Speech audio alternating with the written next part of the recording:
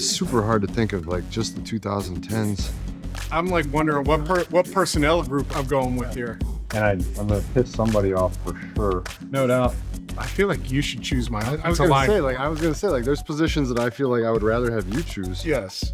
I mean, cheating. God, dude, this is hard as shit. I'm gonna start. This is my team I put together. I'm gonna preface this by I'm going in 12 personnel here. All right. So we're gonna have one back, two tight ends, two wide receivers. I'm also gonna tell you, my team is big. I'm a big believer in like big players. So quarterback, this is a hard one. Are you gonna take Patrick Mahomes? I still think you gotta go with Tom Brady. Tom Brady from 2010 on. Yeah. I mean, he's Yeah, the GOAT. He's the GOAT. So Tom Brady is on there. No shade to Patrick, but I'm taking Tom. Running back, I'm going with Adrian Peterson.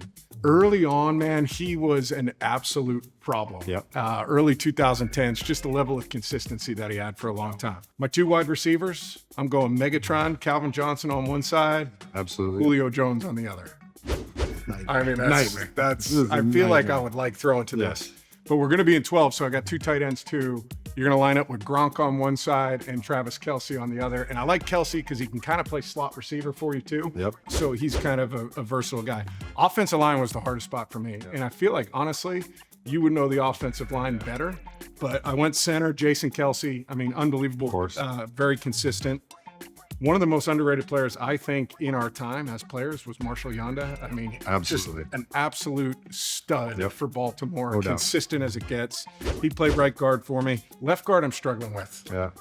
I feel like I could go a lot of different. There's a bunch of different places to go. I've played with and against Brandon Brooks for a long time. I think he's a great player. There's so many good guards, and they give you headaches. And especially when you have Jason Kelce in the center, like leading that line, you're in some trouble there. Yeah, he's going to get the protections right. Left tackle, I'm going Joe Thomas. Badger, good man. Yeah, a little Wisconsin guy for you. And then right tackle, I'm actually taking a left tackle and moving him over to right. This guy's one of the most athletic offensive linemen I've ever seen, Trent Williams. So I feel like it's a pretty good roster. I mean, That's going to be a problem. That's going to be a tough team to beat. I can tell you that.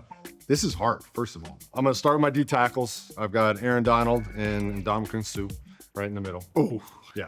both those guys gave me nightmares because I always thought edge rushers were one thing. We could help, we could chip, we could do some things, we could put a tight end next to you.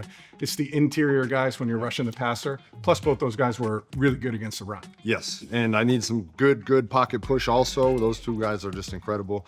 My linebackers, I have Patrick Willis. I was sneaking a little bit. I know it's 2010s, but I think he was like 2011, 2012. He had enough. He stretched into it. His career was short, but it was dominant during the time that he played. I got Luke Kuechly, obviously BC guy, Yeah. one of the best, and I got Fred Warner. There's a bunch of guys in that spot that you got Fred Warner, you got Bobby Wagner. That spot was tough. For corners, I've got Revis Island, and I've got Stephon Gilmore on the other corner. Former teammate of mine in Indy. Steph's awesome.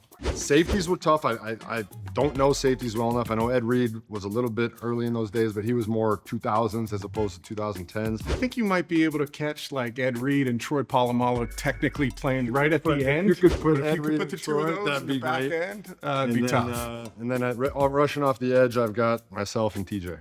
So it's one household for One household one covering the for edges, the edge and rushers. we've got Aaron Donald and Stu in the middle, which we would both be extremely happy. Yeah, we don't got a rushing protection with plan those for it. guys, As yeah. good as this offensive line is, we're going to have a tough protection plan for that. So the 12 personnel is a very interesting call because that can easily disguise itself as 11 personnel, like you said, with Travis Kelce being able to split out. Yeah. You have multiplicity to do a bunch of different things there. So I always like getting in 12 just because of what you mentioned, the versatility. You're kind of in what you would be in a base defense going against it. There's no real nickel that's in there. So I feel like the matchup for us really is those tight ends on the backers in the pass game. I think in the run game, it's a push. yes, so here I'm putting Fred Warner on Travis Kelce, and because we're going to run man-to-man. I mean, I need Revis to be Revis. I need Gilmore to be Gilmore, and we're going to run man-to-man, let the big dogs up front eat. We just got to get home. As good as those corners are, covering Julio, covering Megatron, one-on-one is going to be tough. Covering Megatron 3-on-1. Yeah, Stuff. nobody had success doing that.